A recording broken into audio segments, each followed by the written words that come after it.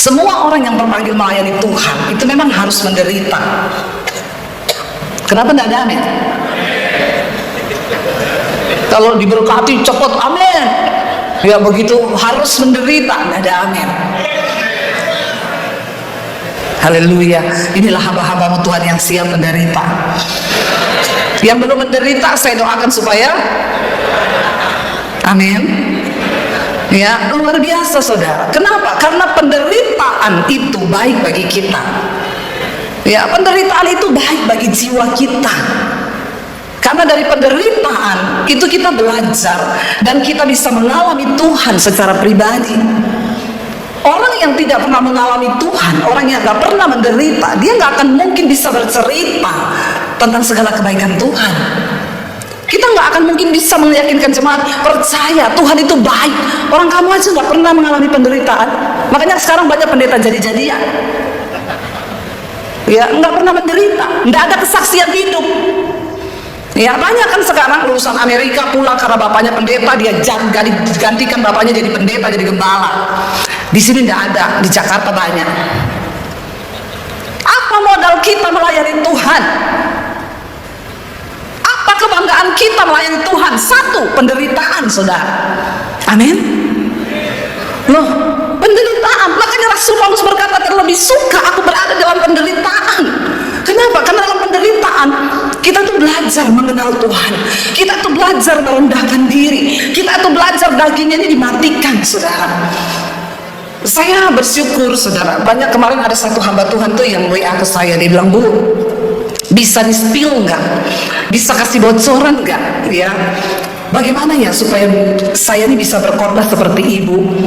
Ya, banyak itu orang berkata kalau ibu khotbah itu masuk sampai ke dalam jiwa. Saya bilang ya, pendeta itu harus khotbahkan apa yang kau hidupi, hidupi apa yang kau khotbahkan. Itu aja modalnya pendeta. Kenapa dikatakan tadi pagi Pak Victor sampaikan menjadi orang yang dapat dipercaya? Kita harus melangkah lebih dalam masuk dari iman, beriman, melangkah masuk kepada orang yang dapat dipercaya oleh Tuhan.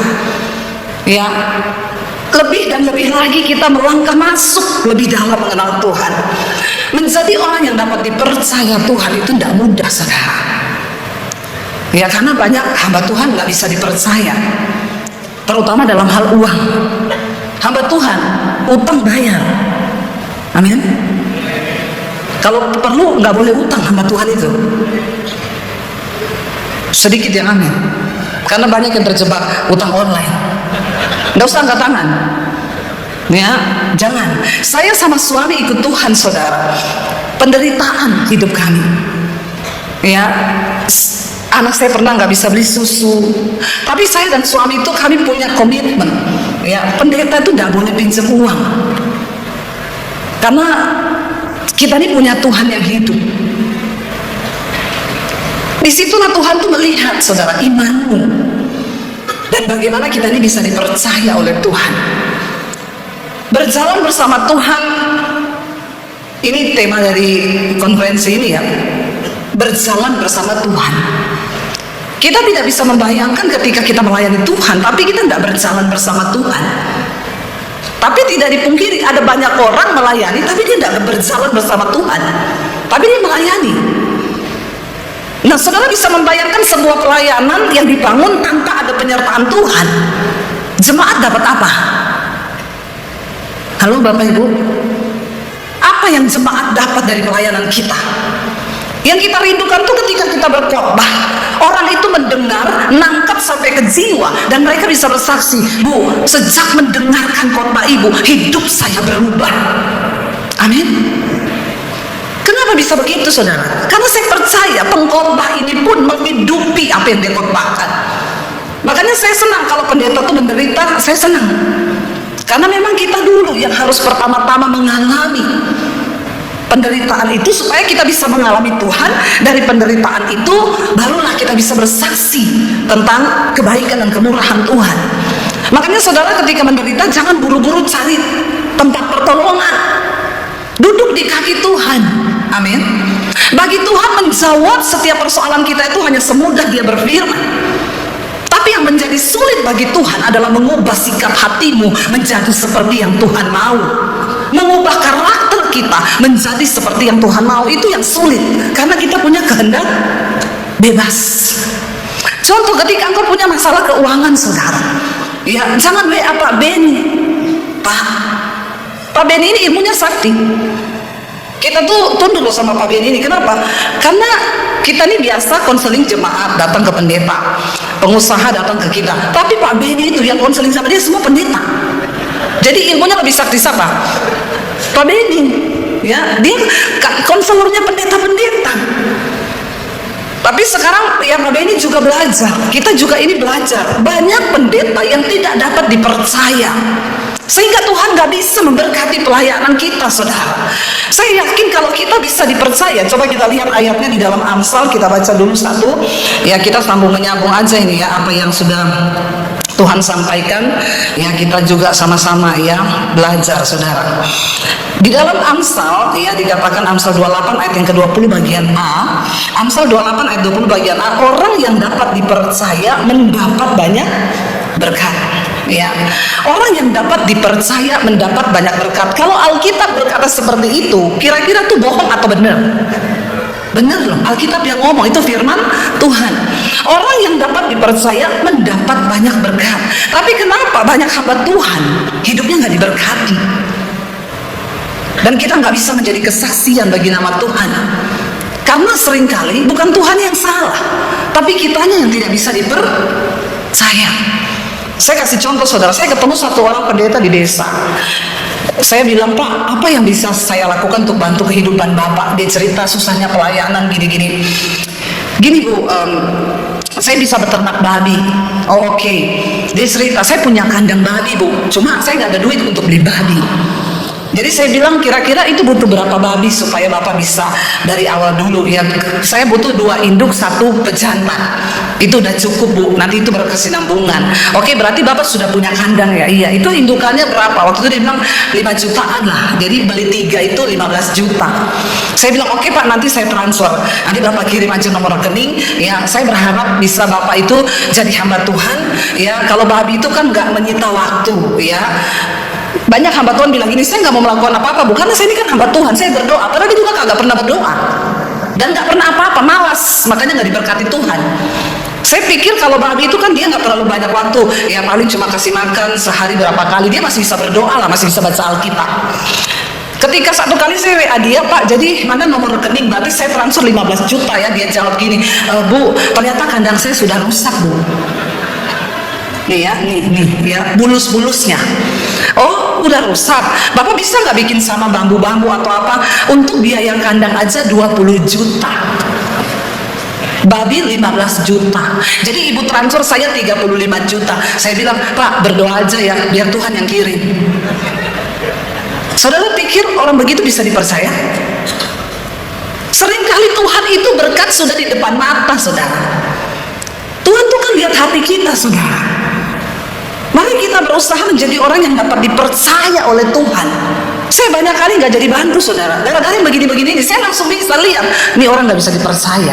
Tadinya dia bilang kandang, oke saya punya Bu, cuma punya babinya nggak ada. Lalu saya bilang, udah hitung 15 juta dapat babi 3, induk 2, pejantan 1. Ya, kalau beranak tadi Pak Beni bilang anak babi itu sekali beranak ya 8, 9, ada yang 13 ya Pak. Tapi sekarang pendeta nggak punya babi, anaknya 13 ya Pak. Itu tadi kata Pak Beni, bukan saya, Pak Beni yang ngomong. Memang cocok ngomong begitu itu ya pengusaha ya. Tapi saudara, akhirnya saya nggak jadi bantu dia. Ya, kenapa? Karena males kan. Tuhan itu kadang udah mau memberkati, orang yang mau diberkati ini tak kabur, nggak bisa dipercaya. Ada lagi begitu, saudara. Ya, saya pergi ke satu daerah, lihat atap, lihat gereja yang membutuhkan bantuan. Kita lihat gereja itu atapnya rubuh semua, itu dia punya atap. Pak, nanti hitung ya, Bapak panggil tukang. Ini hitung semua atap ini butuh perbaikan berapa. Nanti saya yang bantu untuk perbaikan atap. Hanya atap yang rusak. Nanti gerejanya ini selanjutnya bisa dicat lagi biar bagus. Gerejanya besar, saudara, jemaatnya 100.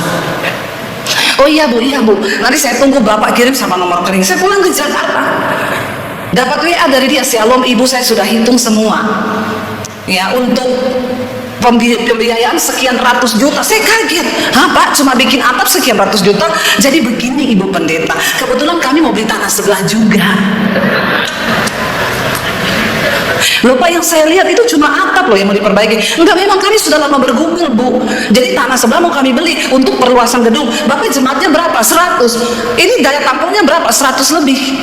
Kan kami jaga-jaga Bu, siapa tahu nanti penuh. Kalau perlu bikin ibadah 2 kali Pak, 3 kali, 4 kali. Akhirnya jadi gimana Bu Dewi? Enggak, saya hanya mau bantu atap. Kalau Bapak mau beli tanah di sebelah, Bapak berdoa tanya Tuhan. Ya, yang bagian atap aja yang saya ambil sekian, saya transfer, terserah Bapak. Kadang-kadang saudara, ya bagaimana hidup kita bisa menjadi berkat, bahkan Tuhan percayakan berkat lebih. Kalau kita ini sendiri saja tidak dapat dipercaya, untuk menerima berkat aja kita sudah nggak bisa. Tuhan memberkati kita aja nggak bisa, saudara. Memang ada orang-orang yang memang tidak bisa untuk diberkati karena nggak dapat dipercaya. Saya itu berdoa loh untuk setiap berkat yang saya harus salurkan, itu saya berdoa sama Tuhan. Saudara, menjadi orang yang dapat dipercaya, kata firman Tuhan tuh mendapat banyak berkat. Lah tujuan kita nih pendeta, kita pengen jemaat kita yang kita pimpin, yang dengerin khotbah kita, itu menjadi orang percaya yang diberkati Tuhan. Itu tujuan kita. Tapi kalau kitanya saja tidak dapat dipercaya, bagaimana mungkin kita bisa menghasilkan jemaat yang dapat dipercaya? Saya takut justru hari-hari ini banyak jemaat tuh lebih dapat dipercaya daripada pendeta. Amin. Kita bertobat yuk. Yang menilai hati kita itu Tuhan. Karena kalau kita sudah jadi hamba Tuhan, yang Tuhan percayakan berkat, itu tidak enak loh saudara. Ya, jadi tawanan roh itu tidak enak. Saya selalu bersaksi, saya sampai detik ini saudara, saya nggak berani beli tas 30 juta tuh, tidak berani saya. Maaf, saya beli bisa, saya bantu gereja ratusan juta, bahkan satu gereja ada yang ratusan juta karena udah terlanjur aja. Tapi saya beli tas 30 juta, itu saya nggak berani. Kenapa? Ini uangnya Tuhan. Dan saya, enggak apa-apa, saya menjadi tawanan roh. Saya berapa kali udah di toko tas saudara, mau beli. Di dalam hati itu berkata, itu uang segitu bisa buat bangun pastori loh di desa. Nggak jadi, saya gesek kartu. Nggak jadi. Kenapa Tuhan mencari orang yang dapat dipercaya? Ya karena dia akan percayakan berkat. Kalau orang itu nggak dapat dipercaya, malah dia tersesat karena berkat. Makanya Yesus berkata, engkau tidak bisa mengabdi pada dua Tuhan, pada Allah dan pada Mammon. Satu-satunya yang Yesus sejajarkan dirinya itu adalah dengan Mammon. Karena orang di dunia ini, kalau dia sadar, dia bertobat, tentu nomor satu dia cari siapa? Tuhan. Tapi kalau orang nggak bertobat, yang dia cari di dunia ini apa? Uang. Amin. Ya, uang. Memang uang nggak dibawa mati, tapi nggak ada uang bawaannya bertobat. Ya, saudara, ayo kita berdoa agar Tuhan jadikan kami ini menjadi orang yang dapat dipercaya. Ya, supaya Tuhan percayakan banyak berkat. Kalau saya pakai tas mahal itu karena dikasih orang, saya pakai sepatu mahal itu karena dikasih orang.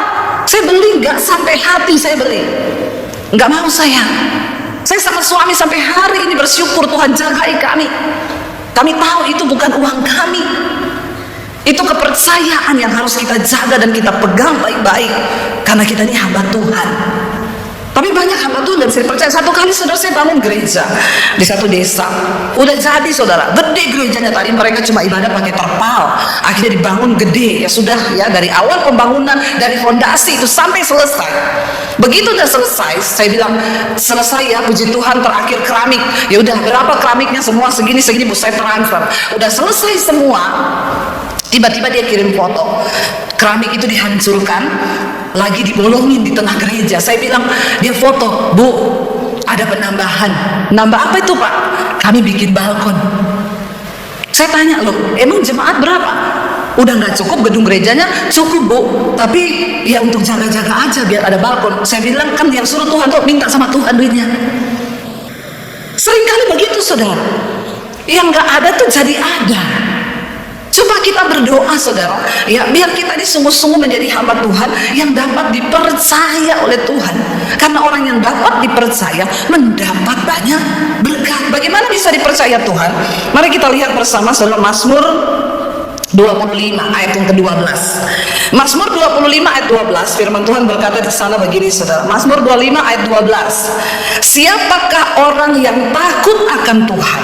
Kepadanya Tuhan menunjukkan jalan yang harus dipilihnya. Ayat 13. Orang itu sendiri akan menetap dalam kebahagiaan dan anak cucunya mewarisi bumi. Ayat 14. Tuhan bergaul karib dengan orang yang takut akan Dia, dan perjanjiannya diberitahukannya kepada mereka. Harusnya yang menggenapi firman ini itu adalah kita, hamba-hamba Tuhan. Orang yang dapat dipercaya nomor satu itu dia pasti takut akan Tuhan. Karena kita tahu semua yang kita lakukan di bawah langit ini, mata Tuhan itu melihat. Ya, mari kita perbaiki diri, Saudara, dalam pelayanan, menjadi orang-orang dapat dipercaya. Diawali dengan apa? Menjadi hamba Tuhan yang takut akan Tuhan.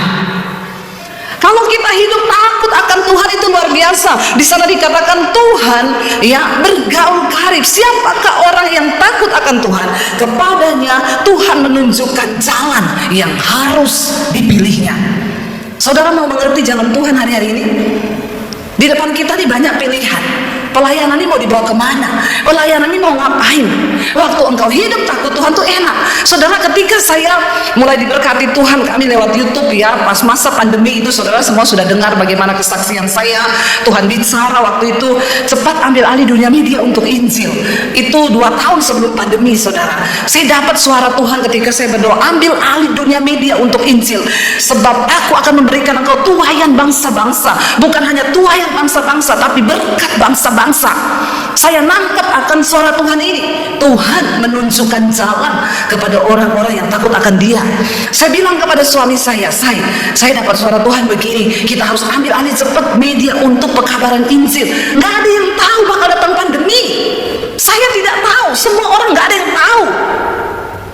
Tapi Tuhan kasih bocoran kepada orang-orang yang takut akan Dia, yang bergaul karib dengan Tuhan. Satu kunci kemenangan kita sebagai seorang hamba Tuhan, hidup takut akan Tuhan. Kita bukan mau pencitraan, ya. Engkau bisa sembunyi dosamu dari jemaat, engkau bisa sembunyikan dosamu dari istrimu, engkau bisa sembunyikan dosamu dari suamimu, tapi engkau gak akan pernah bisa sembunyikan dosamu dari hadapan Tuhan. Saudara, hari-hari ini banyak pendeta yang selingkuh. Saya dengar istri pendeta pacaran selingkuh sama pemain musik. Banyak. Di sini tidak ada yang ngaku. Ya, ada pendeta yang jatuh sama singers, jatuh sama jemaat. Ya, gara-gara tadinya konseling, ya, jadi konsleting. Makanya dilarang keras pendeta laki-laki konseling ibu-ibu atau wanita. Kalau masih ada istrimu, kasih ke istrimu. Jangan menganggap kau kuat. Tidak ada manusia kuat. Ya, dilarang keras ibu-ibu konseling dengan laki-laki. Itu yang membuka celah, saudara. Bagaimana kita bisa dapat dipercaya Tuhan kalau hal-hal begini saja kita kalah, kita nggak menang? Lalu Tuhan kasih tahu saya, lalu saya bilang ke suami saya, media itu apa ya? Suami saya kalau bilang kalau media itu berarti TV. Ayo kita cari TV. Saya datang ke Indovision. Saya bilang, saya mau siaran di Indovision tuh gimana caranya? Oh, kami sekali siaran tuh 6 juta bu. Ibu pakai studio kami, semua dari kami. Nanti, tapi ibu harus bikin 10 episode, berarti 60 juta. Saya bilang sudah pasti tayang? Belum, nanti akan ada yang lihat. Saya mundur terhormat, kenapa? Duit dari mana 60 juta waktu itu? Lalu saya nggak jadi, saya pulang. Saya cuma bilang, ya kalau Tuhan yang bicara ini, Tuhan pasti kasih jalan. Saya nggak kepikiran YouTube. Akhirnya saya ke Bali, saya lihat orang syuting, saya tanya bikin apa ini? Kita bikin TV bu, di mana? Di YouTube. Akhirnya saya mulai nangkep, oh YouTube. Saya bilang ke suami, kami akhirnya mulai bikin video-video pakai handphone karena belum ada peralatan. Tuhan kasih tahu jalan apa yang harus kita pilih sebagai hamba Tuhan kalau kita hidup takut akan Tuhan. Saya dapat bocoran, saya nggak ngerti akan ada pandemi, kita semua nggak ada yang tahu. Akhirnya saya mulai setia bikin YouTube. Ketika pandemi datang, gereja lockdown, semua nggak boleh buka, saudara. channel YouTube saya naik satu hari 1000 subscribe. Satu hari. Bagaimana Tuhan berkarya. Dihacker sama malaikat. Satu hari nambah 1000 subscribe. Kita tidak mengerti. Ketika akhirnya Tuhan mulai buka pelayanan lewat YouTube, saya bertanya lagi sama Tuhan, Tuhan, ini setelah ini mau kemana saya? Saya ketemu banyak pendeta besar, Bu, buka gereja. Sudah waktunya Ibu buka gereja. Saya di WA banyak sekali orang dari Jakarta, Ibu kapan buka gereja? Saya mau pindah ke gereja Ibu. Saya cocok sama khotbahnya Ibu. Saya mau pindah secara manusia. Saya mau tanya sama saudara, kalau saya buka gereja di Jakarta, jemaatnya banyak nggak? Banyak saudara. Tapi saya mau tanya Tuhan, karena kita hamba Tuhan harus berjalan sesuai dengan petunjuk Tuhan. Sekalipun banyak pendeta besar yang beri saya masukan, buka gereja Bu, sudah waktunya buka gereja. Saya bilang, maaf Pak, saya tunggu kabar itu dari Tuhan. Saya tidak mau salah melangkah.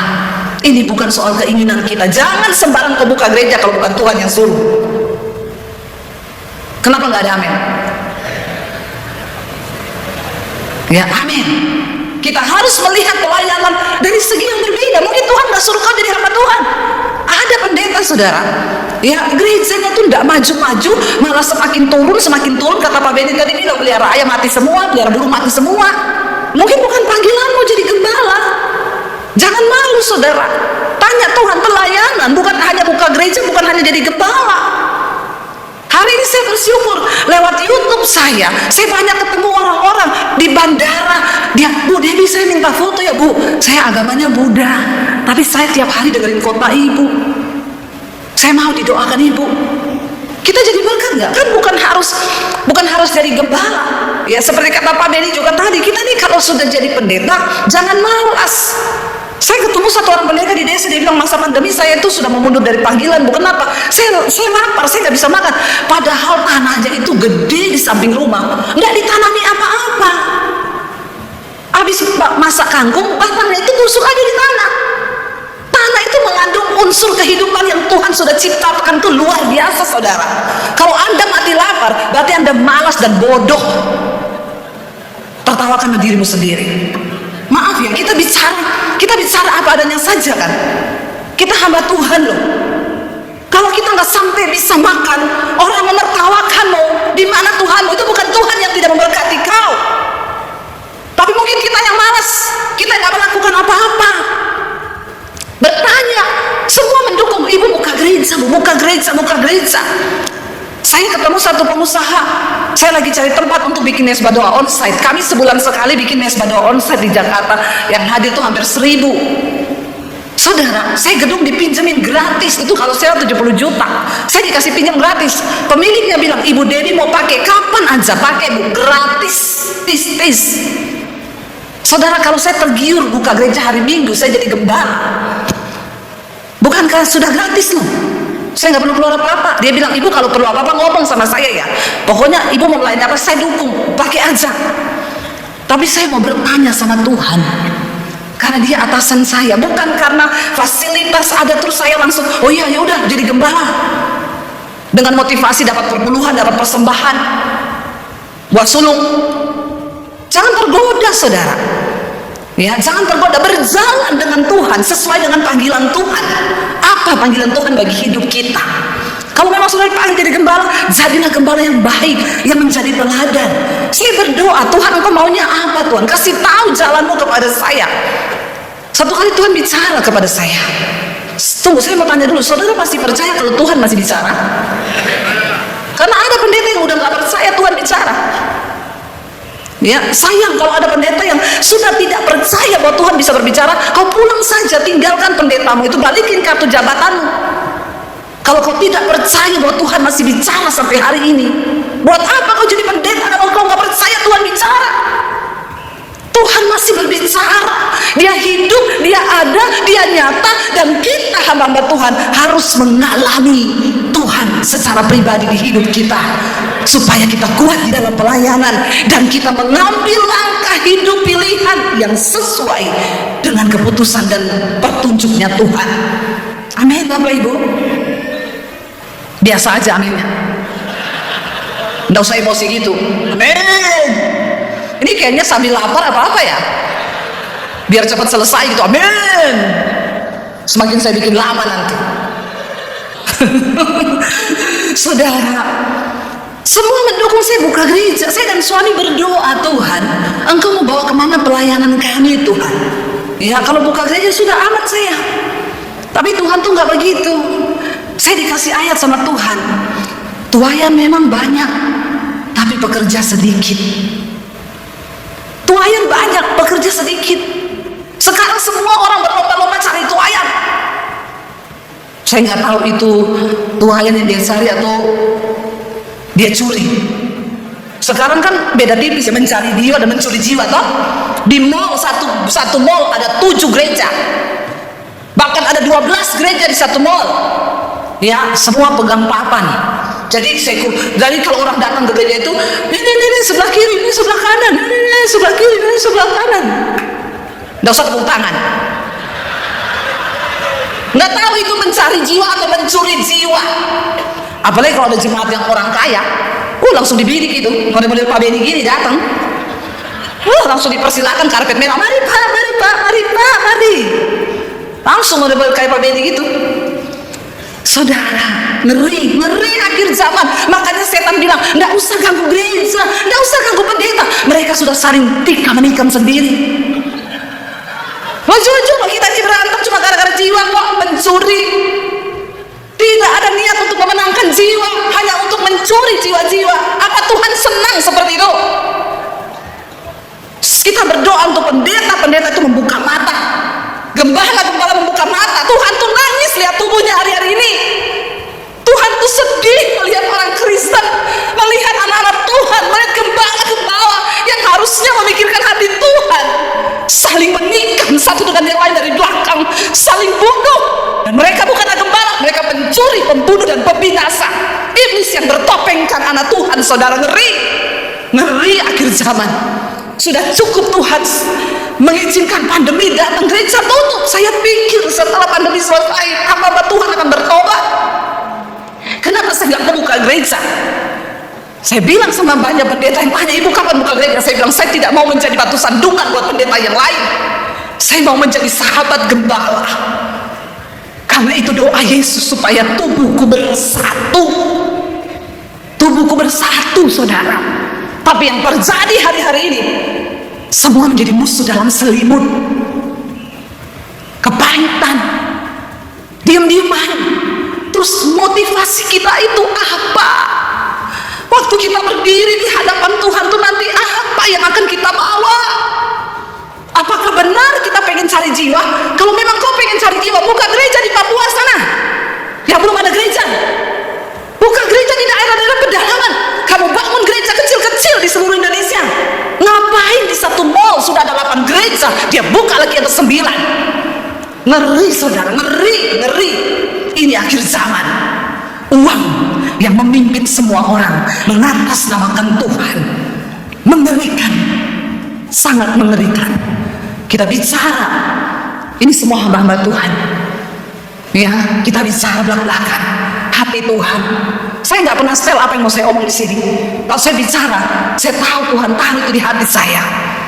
Supaya kita berdoa sungguh-sungguh, saudara. Nggak ada pertambahan jiwa, yang ada hanya perpindahan jiwa. Perpindahan jiwa. Makanya saya bilang, saya tidak mau jadi gembala, saya nggak mau buka gereja. Pelayanan saya lewat YouTube, masuk ke kamar-kamar tidur orang-orang tidak mengenal Yesus. Mereka telepon, mereka mengalami Tuhan, mereka minta dibaptis. Saya cuma berdoa kepada Tuhan. Saya tanya, apa Tuhan pelayanan yang masih Tuhan kasih sama kita? Kalau nggak buka gereja, makanya saya dapat visi itu, buka sekolah misi. Cepat cetak para penuai hari-hari ini, cetak cepat. Aku sudah mau datang. Cetak para penuai untuk mereka bisa mencari, membawa banyak jiwa masuk ke dalam kerajaanku. Saya bergerak dengan suami. Tuhan, uang kami tidak seberapa. Saya bukan orang kaya, saya juga bukan orang pinter. Saya tidak STHRT.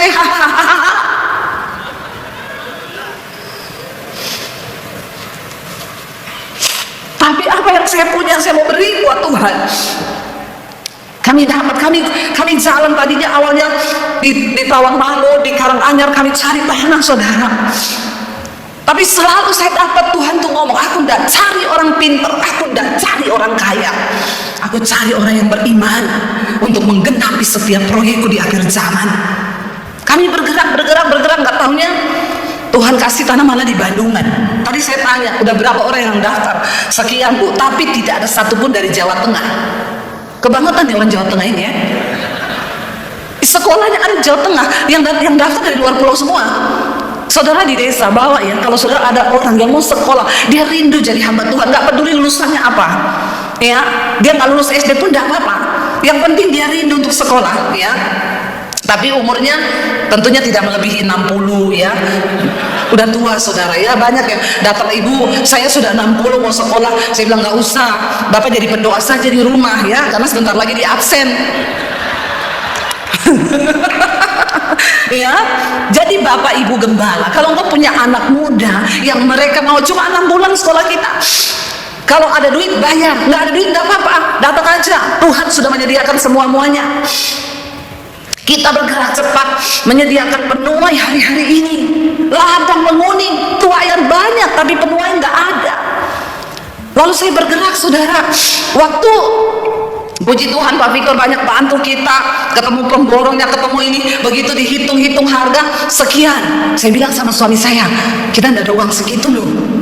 Terus saya ini dengan akal pikiran manusia, saya bilang sama suami gini, gampang, nanti kita taruh aja nomor rekening di YouTube. Pendengar mesbah syukur saya setiap pagi 50.000, setiap pagi, setiap malam 50.000 mesbah doa. Mesbah syukur tuh hampir 100.000 setiap hari yang dengar, setiap live streaming. Kan saya setiap hari live streaming 2 kali. Saya bilang taruh aja di layar. Ya, pembangunan sekolah misi di Bandungan sudah berjalan, silakan salurkan bantuan saudara ke nomor rekening ini. Itu gampang, itu pasti tercukupi. Waktu kita mau taruh, Tuhan tegur saya, kamu mulai dengan kekuatanmu. Coba lakukan, aku lepas tangan. Kamu sudah memulai dengan iman. Tidak usah cantumkan nomor rekening. Aku Tuhan yang hidup. Aku yang tahu apa yang kau butuhkan. Saya bilang sama suami, nggak jadi saya, jangan kau tulis, jangan. Tuhan bilang kalau kita tulis dia tidak bekerja. Saudara, akhirnya kami nggak jadi. Sampai detik ini kami tidak berkekurangan. Saya melihat Tuhan tuh kirim orang-orang, kirim cat, kirim ini, kirim kasur, kirim ini, kirim furniture, tanpa kami ngomongin. Tidak ada yang ngomong. Dan saya juga tidak tahu orang-orang itu siapa. Saya nggak pernah WA, Shalom Bapak. Biasanya pendeta itu kalau dia kenal sama orang kaya, dia simpen nomor HP-nya, ditandai. Ya, nanti tiap pagi dia WA, Shalom Bapak, ada suara Tuhan buat Bapak. Saya dapat ayat ini buat Bapak dan Ibu. Tapi yang miskin gak pernah dia gituin. Yang ada miskin, Shalom Bapak Pendeta, saya lagi sibuk ini ya, maaf lagi susun khotbah. Bertobat saudara, Tuhan itu lihat hatimu. Jangan kau coba-coba mengandalkan manusia. Ya, saya punya banyak kenalan pejabat, saya punya banyak kenalan orang kaya. Gak pernah saya WA satu-satu kirim ayat. Tidak pernah saya tulis saya lagi butuh ini dan itu. No, aku berharap hanya kepada Tuhan, sebab daripadanya lah segala sumber pengharapanmu. Engkau hamba Tuhan, taruh imanmu kepada Tuhan, jangan kepada mamun, karena nanti berubah. Uang dan Tuhan itu beda tipis. Ya, jadi hati-hati. Ketika kita ini mengaku percaya kepada Tuhan, saya melihat sampai hari ini bagaimana Tuhan bekerja saudara. Apakah uang kami bertambah habis dengan membangun sekolah itu? Tidak, bertambah diberkati. Bertambah diberkati. Kami bisa bantu hamba-hamba Tuhan di desa-desa setiap bulan. Kita bisa ya sekolahin anak-anak mereka. Kita bisa melakukan begitu banyak hal waktu kita dapat dipercaya oleh Tuhan. Makanya jangan coba cari pertolongan kepada manusia. Ada masalah, tidak usah. Nomornya Pak Beni, Kuspin berapa ya? Jangan jadikan Pak Beni Tuhanmu. Ya, waktu kau jadikan Pak Beni Tuhanmu, kau hanya terima dari Pak Beni saja, itu pun kalau Pak Beni ingat. Ya, kalau kau cari Tuhan, nangis di kaki Tuhan, ada masalah, ada kebutuhan, nangis di kaki Tuhan. Toto Pak Beni lagi di kantor, ingat, si pendeta itu tiba-tiba aku ingat ya. Tahu-tahu Pak Beni WA, Shalom Pak. Boleh minta nomor rekening. Nah itu Tuhan, itu Tuhan. Amin. Tuhan, tidak usah curhat, tidak usah banyak pendeta curhat. Apalagi yang kayak Pak Kawok tadi, gajinya 6 juta, persembahannya dapatnya sebulan 6 juta, beli mobil yang cicilannya 10 juta. Ada pendeta khotbah di mimbar gini, saudara, Tuhan itu menolongku. Saya ini ambil mobil, saudara. Secara manusia itu saya tidak bisa cicil itu 10 juta sebulan, saudara. Tapi puji Tuhan selama ini berjalan lancar. Walaupun bulan ini saya tidak tahu mau bayar dari mana 10 juta itu. Ini pendeta pret. Lu curcol dari mimbar. Mimbar kau pakai untuk cari duit, untuk bayar cicilanmu. Kau pikir Tuhan bisa ditipu? Nggak usah curhat di mimbar. Ceritakan kesusahan. Saya ini mau cicil rumah, tapi belum tahu duitnya dari mana. Pret. Jangan kau main-main dengan Tuhan. Kau tidak dapat dipercaya. Duduk di kaki Tuhan, nangis di kaki Tuhan. Nggak usah cerita orang. Ketika saya dan suami mengalami masalah keuangan, apakah kita tidak mengalami? Kami mengalami. Dikejar debt collector. Ada di sini, saudara pernah dikejar debt collector? Belum tahu? Berarti kami lebih satu level di atas.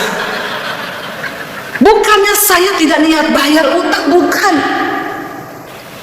Rumah nggak bisa bayar cicilan, saya gesek tunai kredit card. Saya pikir rumah lebih penting, uangnya saya pakai bayar rumah. Ternyata tidak ada penghasilan, kredit card itu bunga berbunga, dia gulung jadi pokok, saudara. Semakin gede saya nggak bisa bayar. Debt collector datang ke rumah lagi, pendeta nggak bayar utang, nggak tahu malu, pagar saya ditendang, berak. Saya ingat tuh debt collector namanya Victor, orang Kristen. Bukan Pak Victor, bukan ya, bukan. Maaf Pak, ini hanya kebetulan saja. Jika ada nama yang sesuai atau sama, ya itu hanya kebetulan. Ya. Tapi Pak Victor di sini nggak cocok jadi debt collector begitu bodinya. Ini memang cocok jadi gembala, saudara. Ya, yang itu Victor tinggi, hitam besar, saudara. Ya menakutkan, datang dia tendang pagar saya. Saya nangis di kamar, saudara. Tuhan, kenapa Engkau permalukan aku, Tuhan? Saya tidak mau pinjam uang sama siapapun. Aku ini hamba-Mu, Tuhan. Aku hamba-Mu, aku dipermalukan. Semua tetangga dengar. Saya sama suami saya satu malam duduk di meja makan saya. Kita kumpulin semua kredit card. Kita bikin catatan utang. Yuk kita hitung berapa semua utang kita. Kita catat.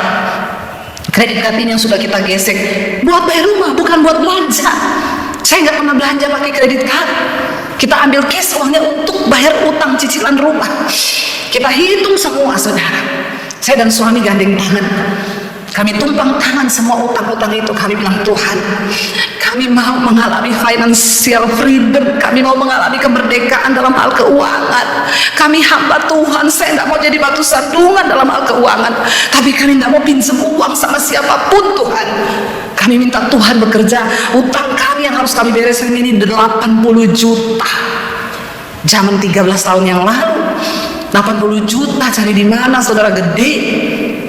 Kami hanya berdoa, nangis sama Tuhan. Keluarga saya tidak ada yang tahu, keluarga suami saya tidak ada yang tahu. Mereka cuma tahu bahagia-bahagianya kita saja. Teman-teman saya bukan cuma itu, saudara tahu, di Jakarta saya diundang pelayanan di beberapa gereja besar. Debt collector itu lihat di Facebook saya, kan di situ ada brosur undangan Debbie Basir khotbah di gereja ini. Hubungi nomor telepon sekretariat. Dia telepon itu gereja-gereja, dia bilang, halo, kenal sama Debbie Basir ya? Orang gerejanya bilang, iya. Kenapa ya? Suruh bayar utang ya. Dia tuh ada utang gak bayar. Saudara tertawa ya, kebangetan. Kau tidak tahu hatiku. Saya menangis hari itu. Teman saya, orang kaya banget, nelpon saya, Bu, Ibu ada utang ya? Iya Bu, kenapa? Nih, debt collector telepon loh ke gereja kita. Dia kaya banget, saudara. Dia katanya gini, Ibu utangnya berapa ya? Saya bantu, Bunda. Bu, lunasi ya. Kalau enggak Ibu malu loh, dipermalukan. Itu yang Alkitab bilang. Dia bilang, Ibu kedinginan ya? Pakai selimut ya? Dia enggak kedinginan, tapi dia enggak kasih saya selimut. Saya cuma ngelus dada. Iya Bu, kalau ada uang saya pasti bayar. Saya nangis lagi di kaki Tuhan. Tidak terucap dari mulutku pinjam sama siapapun. Aku bilang, Tuhan, Engkau hidup. Engkau tahu penderitaanku hari ini. Tiba-tiba ada satu orang WA saya, Bu, saya bisa ketemu ibu nggak? Saya pengen ketemu ibu hari ini di mall ini, bisa nggak? Iya, saya datang. Tahu ibu itu bilang gini, Bu Dewi, saya nggak tahu kenapa ya, tapi kemarin Tuhan suruh saya temui ibu. Tuhan suruh saya berkati ibu uang 100 juta. Kok nggak wow ya? Wow, wow, wow dong. Wow, wow, wow. Saya tidak pernah ngomong, saya nangis hari itu. Saya bilang, Bu, kenapa Bu? Nggak tahu. Itu Tuhan. Nggak usah kau curhat dari mimbar. Saya lunasi semua utang-utang saya, saudara. Beberapa waktu yang lalu ketika kami sudah diberkati, Tuhan ngomong di hati saya, kembalikan uang yang pernah Dia kasih kamu dulu. Saya panggil ibu itu, saya bilang, Bu, ibu pernah tolong kami waktu kami susah dulu. Tuhan suruh saya kembalikan, Bu, 100 juta. Ibu itu nangis, saudara. Hamba Tuhan, engkau harus bisa dipercaya dalam hal keuangan, supaya Tuhan tambah-tambahkan berkat-Mu dan hidupmu bisa menjadi berkat bagi banyak orang. Amin. Tapi waktu matamu tertuju kepada uang, maaf saudara, engkau pasti cepat atau lambat akan jatuh di dalam berbagai-bagai pencobaan. Kenapa banyak pendeta selingkuh? Kebanyakan duit. Yang di desa gimana, Bu? Itu terlalu berani, nggak punya duit juga selingkuh. Kegatelan itu, kegatelan. Udah miskin selingkuh lagi, kebangetan nggak? Makanya terkutuk. Ya, udah miskin selingkuh, bertobat saudara, ya, bertobat. Mari kita ini sebagai hamba Tuhan, kita mau hidup sungguh-sungguh takut Tuhan. Ini saya sampai jam berapa, Pak Victor? Udah selesai ya? Belum? Sampai jam 10 mau? Anda puas, saya lemas. Saudara, Tuhan itu hidup loh. Coba kita buka Ibrani, yuk. Kita buka kitab Ibrani. Ibrani pasal yang ke-11 ayat yang ke-6. Kita baca bersama firman ini. Ibrani pasal yang ke-11 ayat yang ke-6. Kita baca bersama 1, 2, 3. Tetapi tanpa iman tidak mungkin orang berkenan kepada Allah. Sebab barang siapa berpaling kepada Allah, ia harus percaya bahwa Allah ada dan bahwa Allah memberi upah kepada orang yang sungguh-sungguh mencari Dia. Katakan, tanpa iman pendeta tidak mungkin berkenan kepada Tuhan, apalagi diberkati. Kalau engkau tidak percaya Tuhan, berhenti kau jadi pendeta. Apa modal kita jadi hamba Tuhan? Karena kita percaya kepada Tuhan bahwa Dia hidup, Dia ada, makanya kita harus mengalami Tuhan secara pribadi. Lah kalau pendeta nggak percaya Tuhan, ada masalah lari ke penggadean, menyelesaikan masalah tanpa hafal semuanya ya. Jangan-jangan member. Ini pasti member semua ini. Jangan cepat-cepat kau ke penggadean. Itu tidak menyelesaikan masalah, tanpa masalah itu menambah. Duduk di kaki Tuhan, Tuhan akan izinkan. Makanya saya sekarang senang. Tuhan izinkan pernah dikejar debt collector. Jemaat, Bu, tolong saya, Bu, saya dikejar debt collector. Saya tanya berapa lama, Bu? 6 bulan. Saya 2 tahun dulu, Bu. Duduk di kaki Tuhan, cari Tuhan, jangan cari orang. Cari Tuhan, jangan cari manusia. Ya, cari Tuhan, Dia hidup. Barang siapa dikatakan di sana percaya, berpaling kepada Allah, engkau harus percaya bahwa Allah ada. Kalau hamba Tuhan bukan hanya berpaling kepada Allah, kau sudah mengikuti Allah. Kita harus percaya bahwa Allah ada dan bahwa Tuhan memberi upah. Ada upahnya. Kalau kau percaya Tuhan itu ada dan engkau mengasihi Dia, maka ada upah yang Tuhan janji buat kita hamba-hamba Tuhan. Selalu akan ada, Tuhan bisa pakai burung gagak, bahkan burung perkutut tadi yang bangkrut, krut. Itu pasti orang yang datang ke Pak Beni itu yang ejek-ejek, jangan-jangan dia sudah pelihara burung perkutut, Pak, makanya dia bangkrut. Pak Beni diberkati. Ya, saudara, waktu engkau percaya, engkau berpaling tanpa iman, kita ini tidak mungkin berkenan kepada Tuhan. Ayo kita buka pikiran kita, buka hati kita. Seringkali hamba Tuhan itu tidak ada iman. Seringkali hamba Tuhan tidak lagi beriman kepada Tuhan, padahal Alkitab bilang tanpa iman kita ini hamba Tuhan tidak mungkin berkenan kepada Tuhan. Lah kalau kita melayani tanpa iman, apa jadinya jemaat yang kau bawa kepada Tuhan? Makanya kita harus ngalami Tuhan. Saya ini punya banyak kesaksian, saudara. Ya, mengikut Tuhan itu penderitaan, tapi saya melihat bagaimana Tuhan itu dahsyat, luar biasa. Dia hidup, dia ada. Nanti besok saya saksikan bagaimana Pak Haji waktu itu ngejar-ngejar saya, tidak bisa bayar cicilan rumah. Waduh, rasanya Tuhan, gimana Tuhan? Tapi saya pegang ayat ini. Tidak mungkin orang berkenan kepada Allah kalau engkau tidak beriman. Tanpa iman kamu tidak akan pernah berkenan, apalagi melihat mujizat. Mujizat tidak akan pernah terjadi, padahal kita ini hamba Tuhan. Modal kita itu iman. Lewat iman kita bisa melihat mujizat Tuhan. Itu loh Tuhan bilang sama saya, aku tidak cari orang pintar, aku tidak cari orang kaya, tapi aku cari orang beriman. Sebab dengan iman proyek-proyekku di bumi ini akan terlaksana. Tuhan gak cari lulusan STHH, MTHH. Buat apa kau MTH, profesor, doktor, kalau kau gak punya iman? Mending orang yang sederhana tapi punya iman. Engkau berjalan bersama Tuhan, engkau akan melihat perkara-perkara besar, dan itu akan menjadi modal di dalam pelayananmu. Makanya jangan benci dengan penderitaan, karena penderitaan itu yang baik, itu baik bagi jiwa kita. Amin. Sering-seringlah kau makan daun pepaya, pendeta-pendeta. Ya, makan tuh sayur pare, supaya udah terbiasa pahit kita. Mau dihina, difitnah, sudah pahit. Ya, minum kopi pahit. Jangan terlalu banyak makan gula ya. Hati-hati loh sama Tuhan. Kau terbiasa yang manis-manis, nanti kau hadapi yang pahit, kelepek-kelepek imanmu. Dan juga kebanyakan gula itu bikin dia, orang kalau udah kena diabetes itu cepat ginjalnya rusak, jantungnya rusak, semua rusak. Makanya yang manis itu tidak baik. Amin. Bilang kanan kirimu, jangan yang manis-manis terus loh, nggak baik. Yang baik, ya yang baik, makan daun sayur pare, ya daun pepaya tuh makan, kau makan supaya baik jiwamu. Amin, saudara. Ayo, enggak apa-apa, kita menderita, enggak apa-apa, ada upah yang menantimu. Ya, aku menderita itu baik bagiku supaya aku belajar tentang ketetapan Tuhan. Aku menderita itu baik bagiku supaya aku mengalami Tuhan secara pribadi. Semua yang pahit itu baik. Ya, sebab ya itulah cara kerja Tuhan. Dikatakan di sana, sebab tanpa iman tidak mungkin orang berkenan.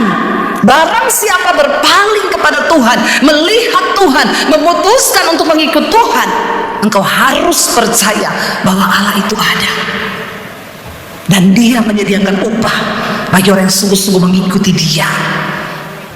Tapi percaya Tuhan itu memang tidak gampang. Kenapa? Karena Tuhan tidak kelihatan. Tapi penggadaian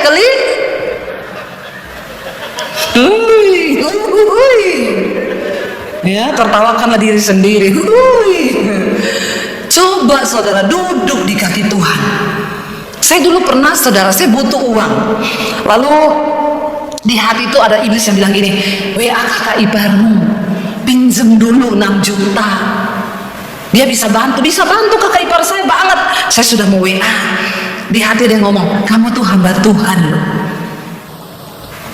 Berharap Tuhan, Dia itu ada. Ini terjadi pertentangan batin, saudara. Kalau kakak ipar ini langsung tok jering. Tapi kalau sama Tuhan belum tahu kapan. Iya Pak ya. Ya, keadaan memaksa. Itu kayak cerita anak sekolah minggu. Ditanya bapaknya, tadi Pak Victor ngomong, Musa di depan ada laut, di belakang tentara Firaun, terjebak. Mau gimana? Anak sekolah minggu ditanya sama bapaknya, kamu tadi sekolah minggu belajar apa? Tentang Musa membawa bangsa Israel keluar dari tanah Mesir. Terus di depan laut Mak, di belakang tentara Firaun. Terus Musa ambil HP, Musa telepon tentara Israel, datang helikopter Mak, diangkat mereka, dipindah ke laut sebelah. Mamanya bilang, nggak mungkin kayak gitu, itu nggak ada di cerita Alkitab. Mak, aku ceritakan yang masuk akal aja, Mak nggak percaya.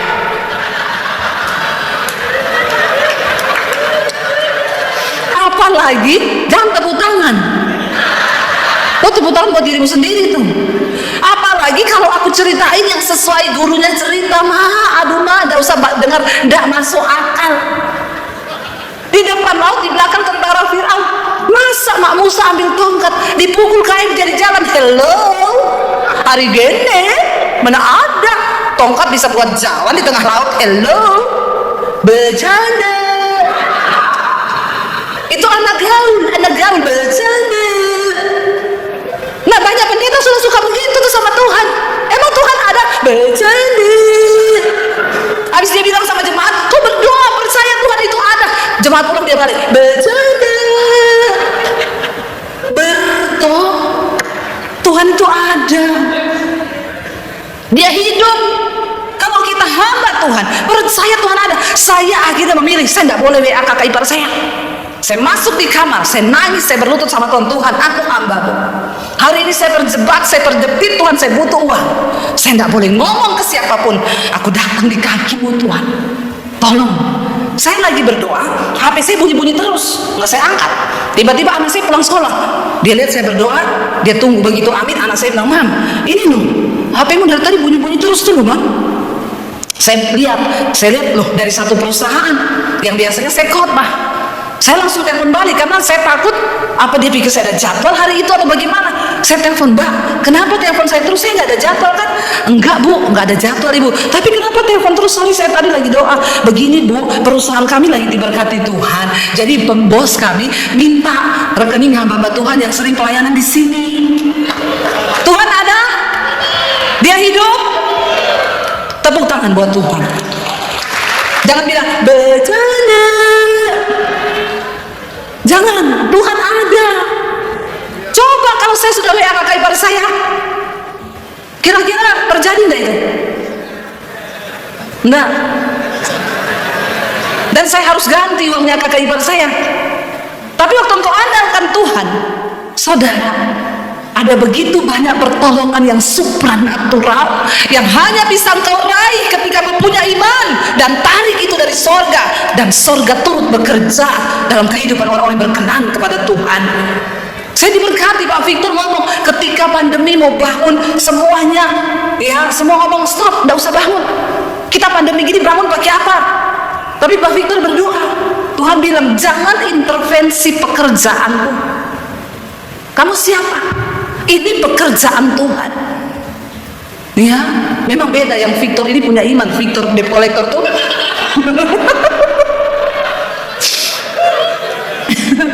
Ya, ini baru gembala bener saudara. Ya bayangkan, secara manusia pandemi uang dari mana bangun? Ya, bener semua ngomong stop, nggak usah bangun. Tapi Tuhan kalau Tuhan yang bekerja, apa yang nggak masuk akal? Aduh, kalau saya mau cerita banyak mujizat yang terjadi karena iman di hidup saya itu nggak selesai, saudara. Tuhan terlalu ajaib bagi orang-orang yang sungguh percaya kepada Dia. Saya mau, saudara, ayo imanmu tuh hidupkan. Jangan biarkan imanmu mati. Banyak pendeta tidak mengalami Tuhan, tidak mengalami mujizat karena nggak hidupin iman. Imannya mati, imannya kosong. Makanya Alkitab bilang, engkau percaya hanya ada satu Allah saja, itu baik. Tapi setan juga. Jadi kalau level imanmu cuma sampai dipercaya, berarti kau satu level sama. Halo, tolong dicerna baik-baik omongan saya. Engkau percaya hanya ada satu Allah saja, itu baik. Tapi setan juga percaya. Jadi kalau level imanmu hanya sampai dipercaya, berarti satu level sama. Nggak usah takut-takut ngomongnya, sama siapa? Sama setan. Ya, apa yang membedakan kita dengan setan? Setan percaya loh ada Allah, kita juga percaya. Tapi yang membedakan kita ini, saudara, melakukan firman, kita percaya pada perkataan Allah. Setan nggak akan pernah taat dan percaya pada firman Tuhan. Tapi kita percaya. Makanya sekarang ya banyak pendeta yang sudah tidak beriman. Yang saya suka ceritakan, pendeta lewat di kuburan ada kuntilanak. Pendetanya lihat kuntilanak, pendeta lihat setan, dia lari terbirit-birit. Kuntilanaknya lihat pendeta ngomong, darah Yesus. Jadi lebih beriman siapa? Ya, lebih beriman siapa? Hello? Harusnya pendeta lihat kuntilanak ngomongnya apa?